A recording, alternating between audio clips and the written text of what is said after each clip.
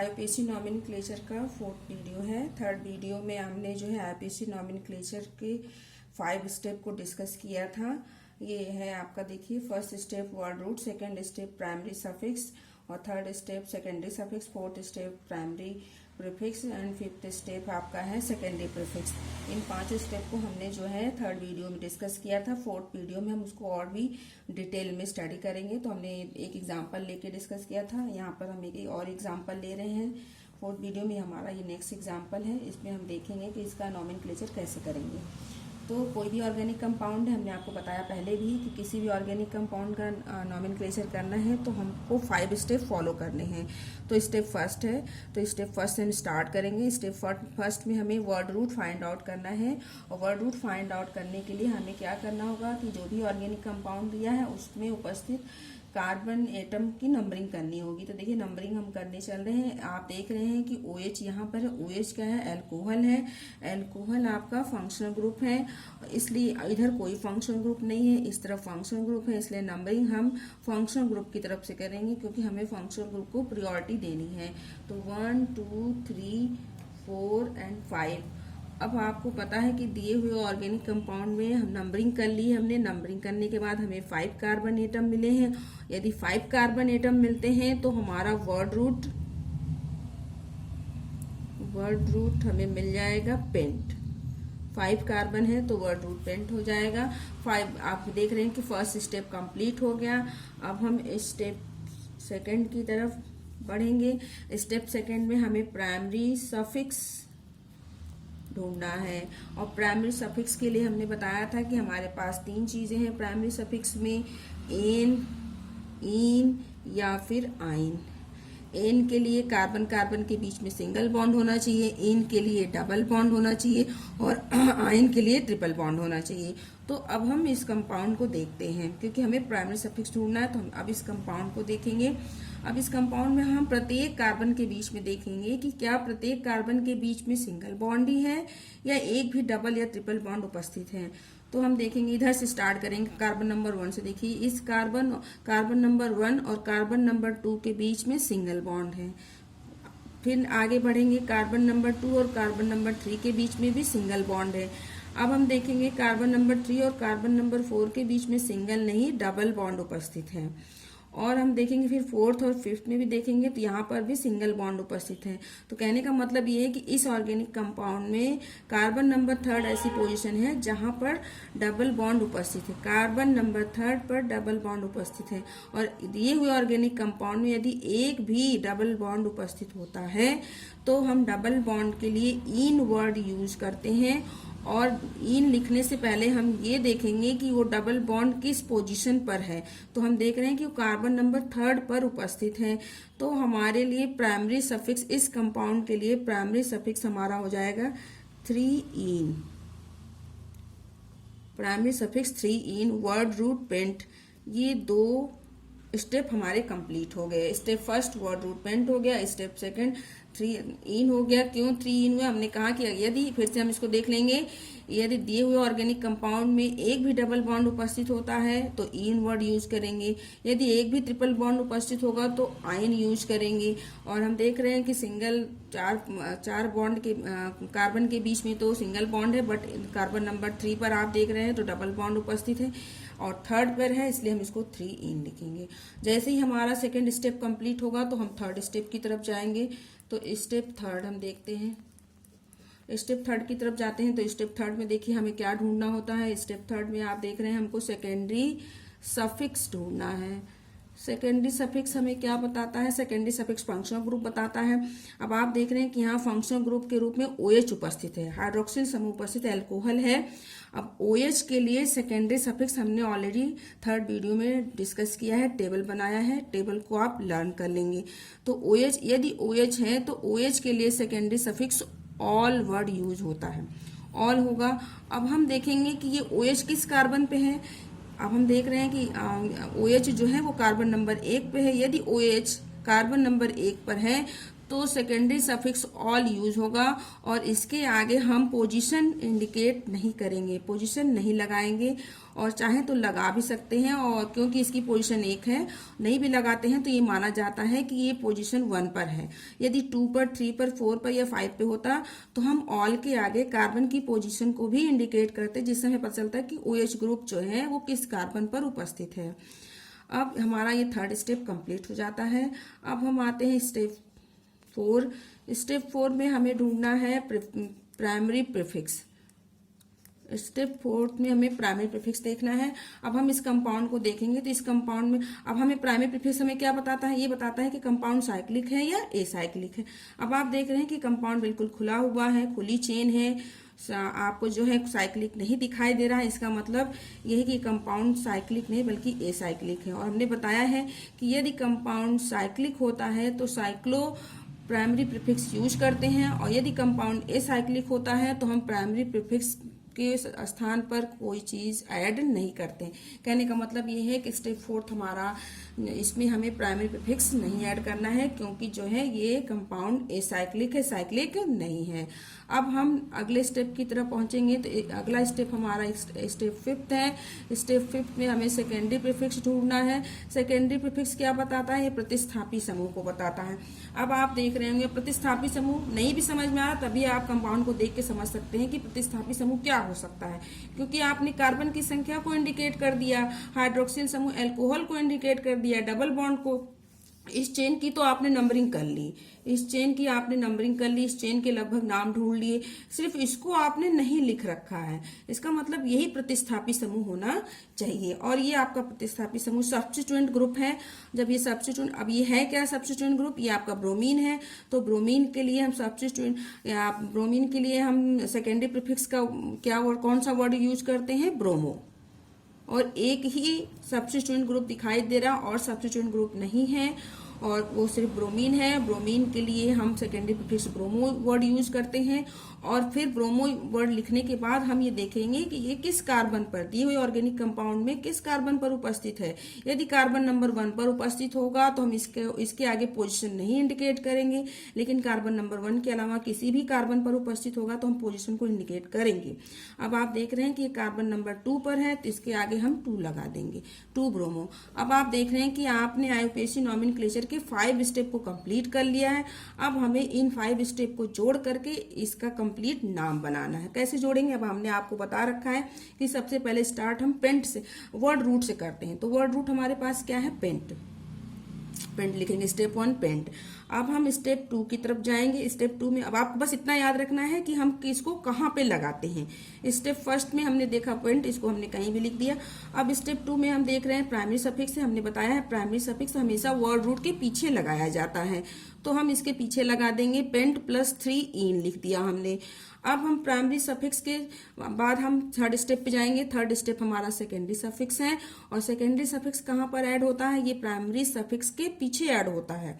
और हमने ये चीज भी कहा था कि सेकेंडरी सफिक्स और प्राइमरी सफिक्स को जब भी जोड़ेंगे, जब भी ऐड करेंगे, तो हम इस बात का बिल्कुल ध्यान रखेंगे कि जो हमारा सेकेंडरी सफिक्स है वो वॉवेल से स्टार्ट हो रहा है या कॉन्सोनेंट से स्टार्ट हो रहा है। अब हम देख सकते हैं कि ये पहला लेटर इसका वॉवेल से स्टार्ट हो रहा है। यदि वॉवेल से स्टार्ट होता है तो हम प्राइमरी सफिक्स का ई रिमूव कर देंगे और उसके बाद हम सेकेंडरी सफिक्स को ऐड करेंगे। तो हम देखिए यहाँ पर ई को रिमूव कर देंगे और उसके बाद हम ऑल लगा देंगे, और उसके बाद हम, ये हमारे 3 स्टेप कंप्लीट हो गए, 1st step, 2nd step, 3rd step. अब हम 4th स्टेप की तरफ आएंगे।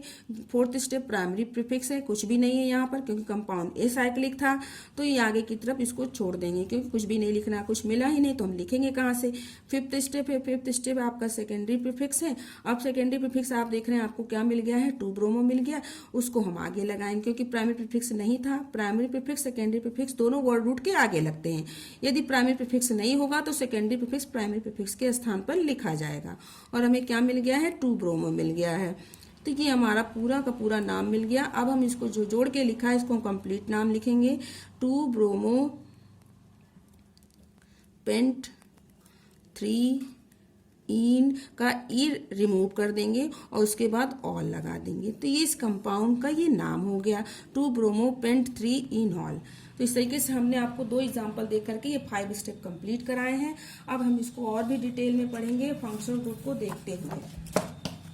तो नेक्स्ट हमारा टॉपिक होगा IUPAC rules of organic compound. IUPAC rules of organic compound with different functional group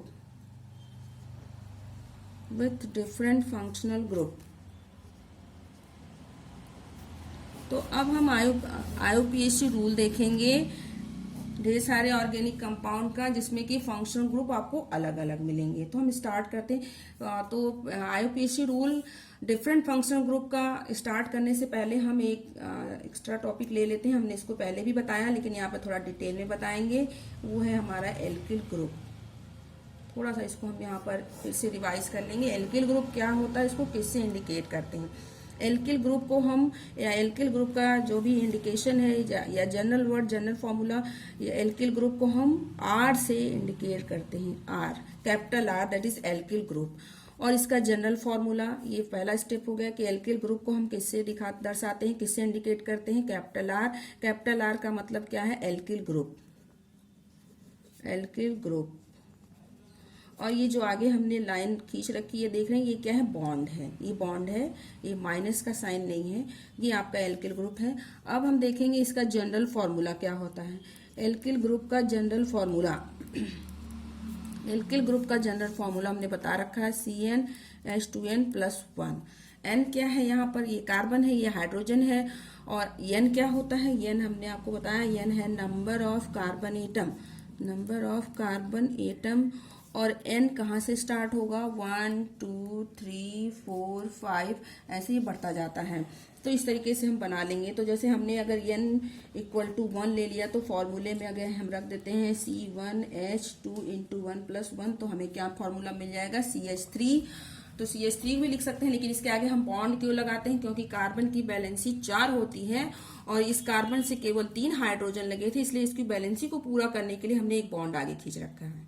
देखिए, इसको फिर से देखेंगे। इस फॉर्मूले से हमें CH3 मिला, लेकिन हमने एक बॉन्ड आगे लगा दिया। क्यों, क्योंकि कार्बन की वैलेंसी 4 होती है और हाइड्रोजन 3 लगा है, इसलिए हम इसकी वैलेंसी को पूरी करने के लिए, हाइड्रोजन 3, इसका मतलब इसकी 3 ही वैलेंसी हुई, तो इसकी 4 वैलेंसी करने के लिए हम एक बॉन्ड आगे लगा देते हैं। इसी तरीके से यदि हमने n = 2 ले लिया, तो C2H2 × 2+1, तो हमें क्या मिल जाएगा, C2H5। ये इसी तरीके से n = 3 लिया, तो हमें मिल जाएगा, देखिए, C3H2 × 3+1, तो हमें क्या मिल जाएगा, C3H7। आगे हम बॉन्ड खींच देंगे। तो ये हो गया कि फॉर्मूला एल्किल ग्रुप क्या है, कैसे इंडिकेट करेंगे, उसका जनरल फॉर्मूला क्या है, और उस फॉर्मूले के बेसिस पे हम कैसे जो है एल्किल ग्रुप को बना लेंगे। उसके बाद इसका नॉमेनक्लेचर, IUPAC एल्किल ग्रुप के लिए IUPAC रूल क्या होता है, कैसे इसको हम इसका नामकरण नॉमेनक्लेचर कहते हैं। एल्किल ग्रुप का IUPAC रूप तो हमने आपको बता रखा है, elk + YL group. Elk + YL group. Elk क्या है, एल्क है आपका वर्ड रूट। वर्ड रूट का मतलब वही कार्बन एटम। कार्बन 1 होगा तो एल की जगह पे मेथ हो जाएगा। यदि आपका कार्बन 1 होता है तो मेथ हो जाएगा, कार्बन 2 होता है तो एथ हो जाएगा। इस तरीके से यानी का मतलब एल की जगह पर हम मेथ, एथ, प्रोप, ब्यूट ये कार्बन की संख्या के आधार पे लगा देंगे और आगे उसके बाद हम YL ग्रुप जोड़ देंगे इसका नाम। जैसे यहाँ पर ये कार्बन 1 था तो कार्बन 1 का मतलब है कि कार्बन 1 के लिए वर्ड रूट हम क्या यूज करेंगे, मेथ, और उसके पीछे हम लगा देंगे YL, तो इसका नाम हो जाएगा मेथिल, या सिर्फ मेथिल ही लिख दिया हमने, मेथिल ग्रुप। यहाँ पर 2 कार्बन थे इसलिए इसका नाम हो जाएगा एथिल। यहाँ पर 3 कार्बन है इसलिए इसका नाम आपका इसका आप नाम रख सकते हैं, क्या हो जाएगा, प्रोपिल। तो ये हो गया एल्किल ग्रुप। अब हम आएंगे IUPAC rule of organic compound with different functional group. तो हम फंक्शनल ग्रुप को 1 बाय 1 एक फंक्शनल ग्रुप को लेंगे और उसके IUPAC रूल को डिस्कस करेंगे। तो हम इसको देखिए डिस्कस करते हैं एक रूल को लेकर के। फर्स्ट हमने कोई कंपाउंड ले लिया, हेलो एल्केन। हेलो एल्केन, जैसे इसके नाम में ही है हेलो एल्केन। हेलो क्या है, देखिए हेलो वर्ड का मतलब क्या हुआ, हेलो इंडिकेट हेलोजन। हेलो किसकी तरफ इंडिकेट कर रहा है, हेलो हेलोजन की तरफ इंडिकेट कर रहा है। हेलोजन को हम किससे इंडिकेट करते हैं, देखिए हेलोजन के लिए फॉर्मूला क्या बना हुआ है, एक्स। आगे हमने बॉन्ड खींच रखा है, ये एक्स है।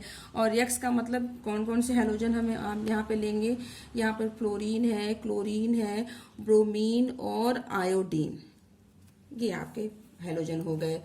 ठीक है, हेलो का मतलब हेलोजन और एल्केन का मतलब एल्केन। अब देखिए इसका मतलब इसमें दो वर्ड है यूज है, हेलो प्लस एल्केन। हेलो अलग लगेगा, हेलोजन हेलोजन जो है वो अलग, और दूसरा आपका है एल्केन। तो कहने का मतलब इस वर्ड को तोड़े तो ये हो जाएगा हेलो प्लस एल्केन, ये है। अब इसको इसका देखिए जनरल फॉर्मूला क्या होता है, इसको देखिए हम कैसे इंडिकेट करते हैं, तो इसको इंडिकेट करते हैं आर, बॉन्ड नहीं खींचेंगे, आर एक्स, आर और एक्स है। अब देखिए आर हमने बताया आर क्या है, एल्किल ग्रुप, इसलिए हमने पहले आपको बताया कि आर क्या है, एल्किल ग्रुप है। तो यहाँ पर आर इंडिकेट कर रहा है एल्किल ग्रुप को, और एक्स इंडिकेट कर रहा है आपके हेलोजन एटम को। तो हेलो एल्केन दो चीजों से मिलके बना हुआ है, एक एल्किल ग्रुप से और दूसरा हेलोजन से मिलके बना हुआ है। तो ये है हेलो एल्केन, ये होगा इसका जनरल फॉर्मूला, और इसी तरीके से इसको जनरली इंडिकेट करते हैं। अब हम हेलो एल्केन का आईयूपीएसी रूल देखेंगे। आईयूपीएसी रूल, हेलो एल्केन का आईयूपीएसी रूल देखेंगे। तो आईयूपीएसी रूल बिल्कुल सिंपल है, halo plus alkane, halo plus alkane मिलके बन जाते हैं हेलो एल्केन, ये इसका आईयूपीएसी रूल। अब इस पे बेस्ड एक एग्जांपल ले लेंगे तो हमको बिल्कुल क्लियर हो जाएगा कि इसका नामकरण कैसे, इसका नॉमेनक्लेचर कैसे करेंगे। जैसे हमने एग्जांपल ले लिया, कोई सिंपल सा एग्जांपल हम ले रहे हैं, CH3 CH2 Cl, इसका हमें नॉमेनक्लेचर करना है। तो हमने आपको बताया है कि वही 5 स्टेप जो हमने नॉमेनक्लेचर में बताया, वही 5 स्टेप आपको फॉलो करने हैं। तो उस 5 स्टेप को बार बार लिखेंगे नहीं, उसको दिमाग में रखेंगे कि 5 स्टेप में हमको पहला स्टेप क्या होता है। तो पहला स्टेप हमें वर्ड रूट फाइंड आउट करना होता है। तो वर्ड रूट फाइंड आउट करने के लिए सबसे पहले हम वर्ड रूट के कैसे फाइंड आउट करेंगे, तो कार्बन दिए हुए ऑर्गेनिक कंपाउंड में हम नंबरिंग कर लेंगे कार्बन एटम की। तो देखिए यहाँ पर 2 कार्बन एटम है। अब आप कहेंगे कि नहीं ये 3 है ना, 3 नहीं है, ये क्लोरीन है, ये आपका क्लोरीन है। इस कार्बन होता तो इसके साथ हाइड्रोजन लगा होता या कुछ और लगा होता, तो ये आपका क्लोरीन है, तो ये कार्बन नहीं है। तो यहाँ पर 2 ही कार्बन है, कार्बन 1 कार्बन 2। यदि 2 कार्बन है तो इसके लिए वर्ड रूट हो जाएगा आपका 8, वर्ड रूट हो गया। अब इसके अकॉर्डिंग चलेंगे हम, देखिए इसके अकॉर्डिंग हमको चलना है, आईयूपीएसी रूल के अकॉर्डिंग। एक तो हमें वर्ड रूट देखना है, दूसरा हमें इस रूल को देखते हुए तब इसका नॉमेनक्लेचर करना है। तो वर्ड रूट पहला क्या मिल गया हमको, देखा हमने पहला स्टेप हमने कंप्लीट कर लिया, 2 कार्बन इसलिए 8 हो गया। अब हम पीछे की तरफ देखिए, एल्क की जगह पर यहाँ पर भी वही चीजें हैं। देखिए यहाँ पर 3 चीजों से मिलकर बना हुआ है, एक आपका वर्ड रूट है, एल्क जो है वर्ड रूट को इंडिकेट कर रहा है, हमने वर्ड रूट उसको ढूंढ लिया, वर्ड रूट हो गया। उसके बाद देखिए प्लस करके एल्केन ऐसे ही नहीं बना, एल्केन में 2 शब्द आपके 2 वर्ड यूज हो रहे हैं, एल्क प्लस एन। एल्क का मतलब वर्ड रूट है, एन आपका प्राइमरी सफिक्स है। तो देखिए एल की जगह पर एथ हो गया। अब एन क्या इंडिकेट कर रहा है, एन का मतलब ये है कि यहाँ पर सिंगल बॉन्ड होगा। अब देखिए कार्बन कार्बन के बीच में सिंगल बॉन्ड है, हाँ सिंगल बॉन्ड है, इसलिए हमने एन लगा दिया। अब इसके पीछे हमें नहीं जाना क्योंकि यहाँ पर कोई फंक्शनल ग्रुप नहीं है। अब आप कह रहे हैं नहीं क्लोरीन उपस्थित है, क्लोरीन है बट ये प्रतिस्थापी समूह है जो कि सेकेंडरी प्रीफिक्स की तरह आगे यूज होगा। अब आप देखिए ये हमने ये इथेन, एल्केन की जगह पर क्या मिल गया, इथेन। अब हम आगे की तरफ आएंगे, आगे कौन सा वर्ड यूज हुआ है, हेलो। हेलो की जगह पे हम क्या लिखेंगे, देखिए यहाँ पर क्लोरीन उपस्थित है, तो क्लोरीन के लिए हमने आपको बताया था क्लोरो, जैसे देखिए यहाँ पे फ्लोरो, क्लोरो, ब्रोमो, आइडो। तो वैसे ही हेलो की जगह पर क्या यूज होगा, फ्लोरो होगा, क्लोरो होगा, ब्रोमो या आइडो।